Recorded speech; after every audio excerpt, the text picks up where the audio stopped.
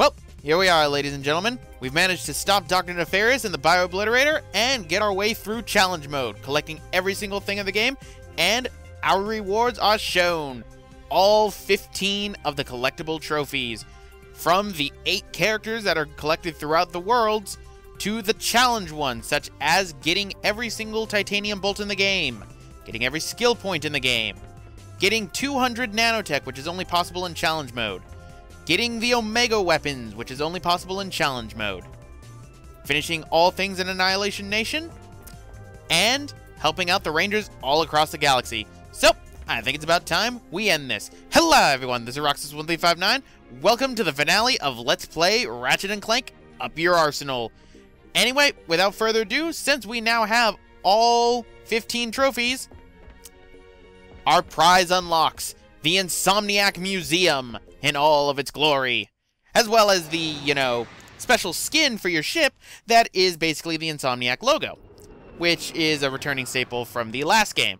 Pretty much, we're not going to be seeing it after this at all. Well, here we are, ladies and gentlemen. The Insomniac Museum.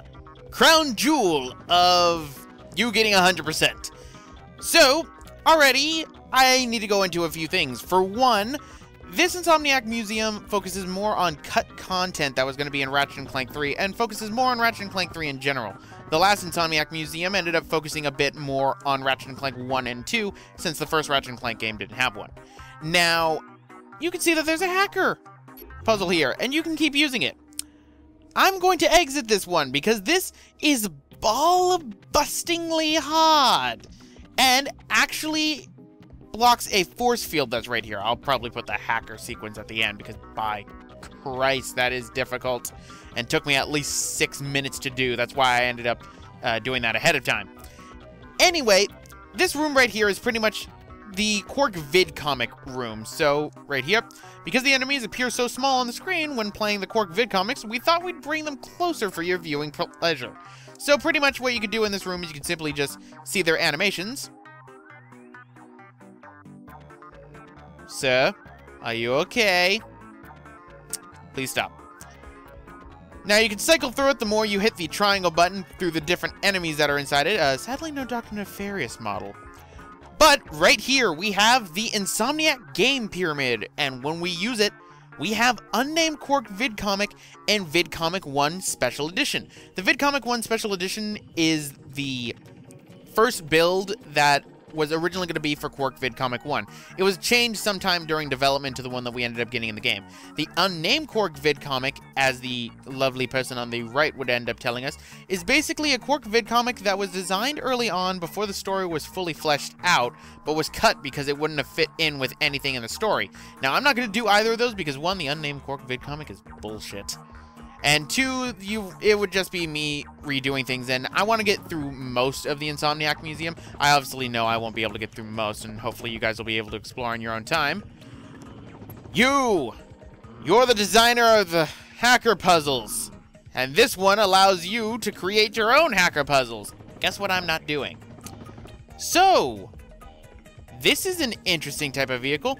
Go to the Florana Turbo Slider track. I think this person might explain to us. Early on, we planned to have Turbo Slider races included in Ratchet & Clank 3. Due to lack of time, however, they were eventually cut. However, you could still drive around in the only racetrack ever to be created.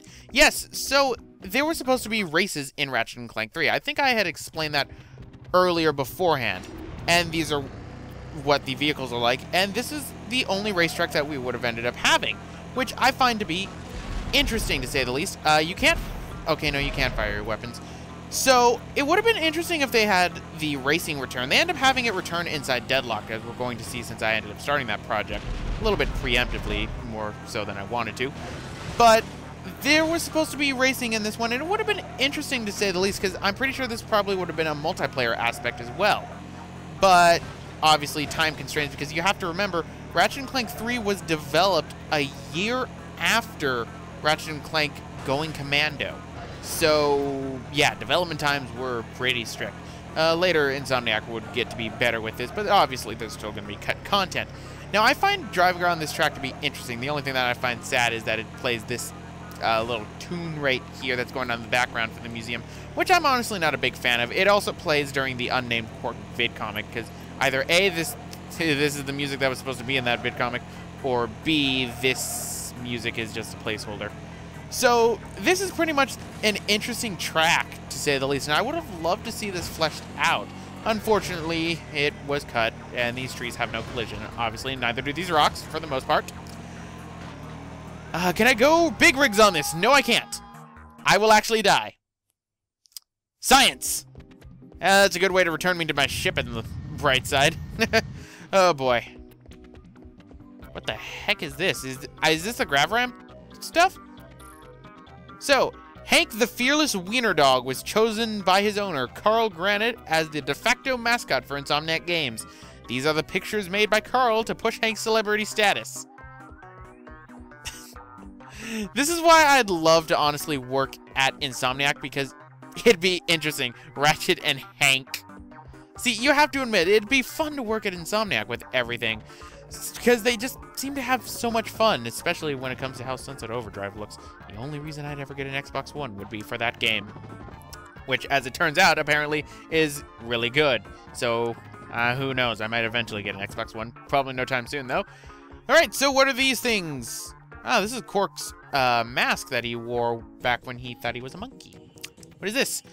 The original mask Captain Quark wore when Ratchet first finds him in Florana.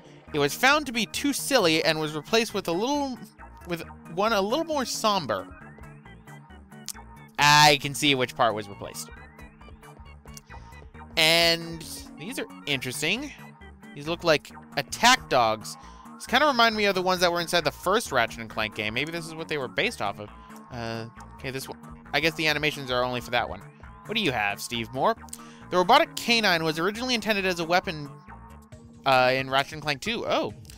The so-called Hound of Doom was supposed to seek enemies, attack, and then hang onto them until they shook them off, or were defeated.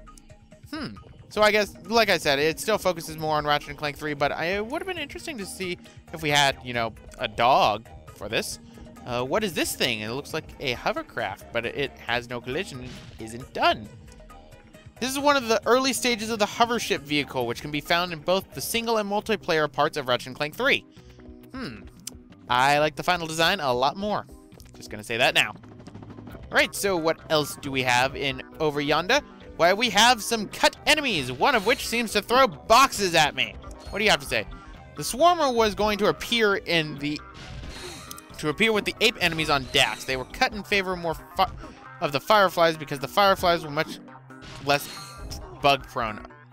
I can't tell if that is a joke or whatnot, but interesting. This guy will pretty much run after the nearby crates and he will throw them at you. You can respawn inside the Insomniac Museum as many times as you want, and you can end up basically, you know, getting an infinite amount of bolts. Thing is, though, if that thing hits you, it does count as an enemy hitting you, so your counter would be reset. Kinda sucks. The heck is this thing? It's like a lurker, shark, fish, frog. What is this thing?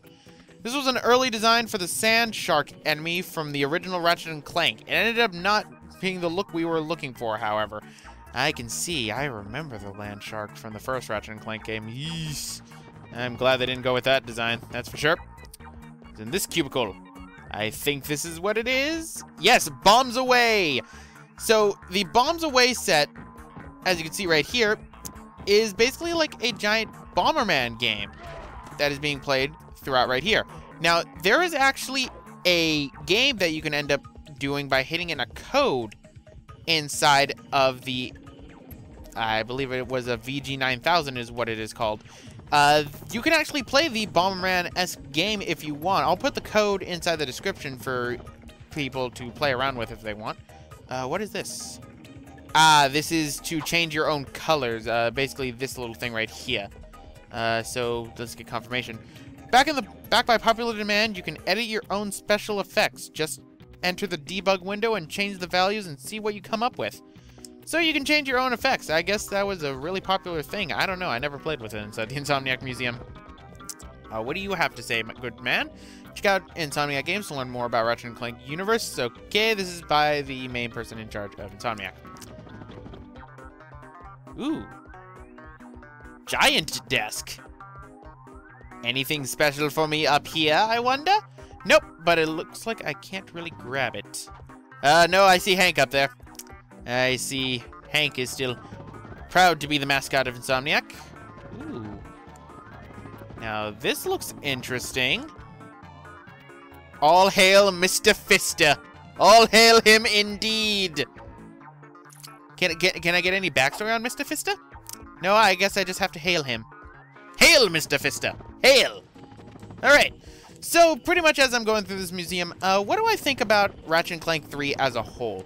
I think Ratchet & Clank 3 is an amazing game. I love it a lot, and it used to be one of my favorites, but as I ended up saying, along with, you know, the Afro Battler inside of the Sewer Crystal episode, it's sort of not really as much anymore, which is kind of odd for me.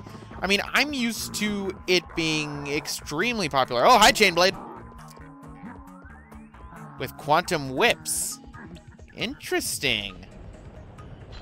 Okay, I was about... Oh, God, he does hurt me. I thought nothing in this museum can hurt me. But anyway, going back onto it, Ratchet & Clank 3 is an extremely good game. And for the original trilogy itself, this is probably one of the best ones. Personally, I like Going Commando a bit better. But because Dr. Nefarious is in this one, I'll make some exceptions here and there. But overall, I don't know. I personally get a bit more of enjoyment from the Future series as a whole. But in terms of this project in general, I think this project went by pretty dang well. Surprisingly enough, it went by faster than the last one. Let's see if the Rhinocerator can actually do something. Die! Huh, Rhinocerator is still confirmed for shit. Rhinocerator also confirmed for freezing Chainblade. But the project went by a lot faster. In fact, you know, 5 parts shorter. 5 or 4 parts shorter than Going Commando. So what the hell was I doing in Going Commando? But overall, I think it really went well. It's interesting that I'm instantly going into Deadlocked right after this, because originally I was going to do something else, but, you know, the whole Final Mix thing has been getting in the way. But I do thank you all for watching this as I labored through this and acted like a complete and utter idiot throughout most of it. I'd also like to extend thanks to all my guests who were on the extra bonus episodes I ended up having for the project in general, and I'd like to thank all my subscribers for pretty much tuning into this. So, pretty much since you already know what the next project is right now, it is Deadlocked. Well, Deadlocked originally wasn't going to be my next project, and I will tell you this right now. My next project originally, before this whole Final Mix fiasco was going to begin, was going to be me starting up some of the redo projects, in all honesty. But, I mean, getting rid of things like, you know, Deadlock, so then I can go into the spin-off games, is not a bad thing either. And A Boy and His Blob is highly underrated. Is this more hacker puzzles? Ah, no, these are hacker puzzles designed by the development team. Oh, these ones are fun, to say the least. But, anyway, guys, I think I'm going to end it off right here. This has been Roxas1359. I thank you all for watching my Let's Play of Ratchet & Clank Going...